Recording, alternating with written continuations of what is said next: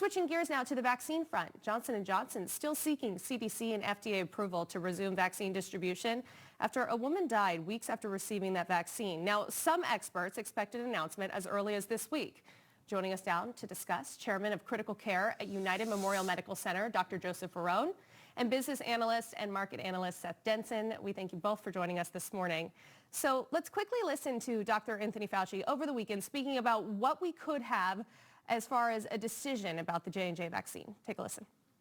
A decision almost certainly will be made by Friday. I don't really anticipate that they're going to want to stretch it out a bit longer. And one way or the other, make a decision about J&J.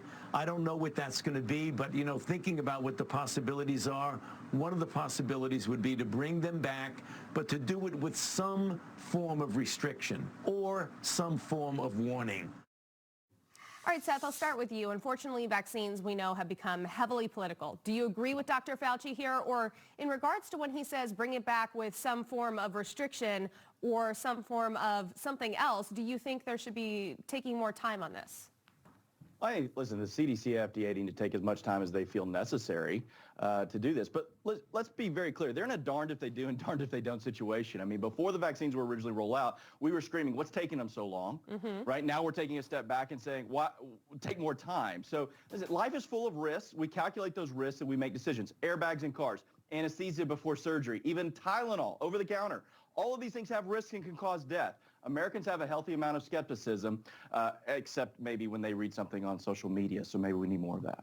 Maybe we need some more Google doctors and Twitter doctors, I know. Now, Dr. Varon, a real doctor, let's talk to you. These blood clots were detected in 6 out of 7 million people injected with the J&J vaccine. That's less than 1 in a million. But we have also seen blood clots in the AstraZeneca vaccine in Europe. Do you think there's any correlation between the two? Well, there is no question that there may be some correlation between both of them, just because of we have seen them in 2 separate vaccines that are doing this. But, you know, just as it was said, it's so rare. I mean, you have more chances of getting hit by a truck when you're crossing the street than to get this very weird illness. And the problem is that we already have hesitancy among Americans as far as getting vaccinated. By stopping the J&J vaccine, now we're actually getting people more reasons not to want to be vaccinated. So this is a very sensitive issue that I think, you know, it's been approached in a way that is not the right way. And Seth, speaking of that hesitancy that you pointed out as well, you know, the CDC says COVID was the 3rd leading cause of death in 2020, but still there is that vaccine hesitancy. Do you think the blood clots are now going to further that, or is that just the people that were already hesitant are like, okay, this is why I wasn't getting it to begin with? Yeah, I think you're onto something there, Rachel. I think this is probably more using the blood clots as an excuse not to move forward. Those people had already made up their mind they don't like it. And again, I'm okay with that. You know, people are allowed their own time to think about this, to analyze it, but more and more empirical evidence shows that these vaccines are safe. By the way, the number 1 leading cause of death, heart disease. We're not slowing down on getting those double cheeseburgers, mind you. So maybe we need to take that into mind. And by the way, one last thing, just kind of that point, Dr. Varon's point, more people have died at gender reveal parties than they have by the J&J vaccine. Yeah, honestly, why I avoided one. I just posted a picture with some pink balloons and called it a day. Tell Seth to check that stat, please. Dr. Varon, let me ask you, though, starting today, all U.S. adults are eligible to get a COVID-19 vaccine, according to President Biden. So what is it that you would say to people this morning that are still hesitant? A lot of people are still weighing out that risk. Younger generations possibly still hesitant as well. Well, I mean, you guys want to go back to a normal life? Go ahead and get vaccinated. See what happened in Israel. You know, Israel has more than 80% of their population vaccinated. And as of today, you know, the use of mandatory masks is not required. People are going back to have normal lives. Well, if we want to do the same thing in this country, go ahead and get vaccinated.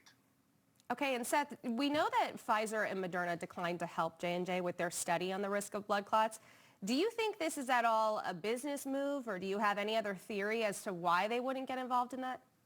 I think maybe it's because if it goes the wrong way after a study, they don't want the risk of saying they were involved in the study. I think this is making sure you're balancing your risk versus your reward, and that's likely the position they're taking here. Okay, and Dr. Varon, let me ask you lastly. Pfizer did announce that they will most likely need a third dose, or a booster shot, as many people are calling it, 6 to 12 months from that second dose of the vaccine. Now, we could possibly, I don't know, see the same from Moderna or all vaccines needing a booster. Is it safe for people to get this many vaccines in their body? Can you answer that question this morning? Because there's a lot of people wondering about the concern of too many in a short period of time. Absolutely, it's perfectly safe. I mean, you do it every year when you get your flu vaccine. So, and that's what I expect is going to happen, especially as we have these mutations, these changes, these variants.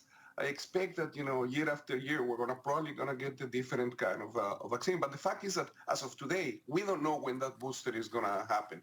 And the fact that they tell us that, either Pfizer or Moderna work for 6 months is because we have only had 6 months the vaccine around. So we don't know what that time frame is going to be. Seth, what was your thoughts on that booster shot needed? Talking about how we wanted the vaccine so quickly and then we wanted people to hold back on them. What did you feel after hearing that? Yeah, okay. I mean, I'm fine with that. Listen, you asked the question about number of vaccines. I've got 3 kids, Rachel, right? Before they're age 5, we're pumping those kids so full of vaccines, and they're all great, and these are all needed, and that's necessary to get along with life. We don't have polio anymore. We don't have a lot of these things because of vaccines, and so we need to get back to trusting that. I've gotten my second round. I'll take my booster shot as soon as my good doctor, who I trust, tells me I need to. All right, Dr. Joseph Varon and Seth Denson, thank you both so much for joining us this morning. Thanks.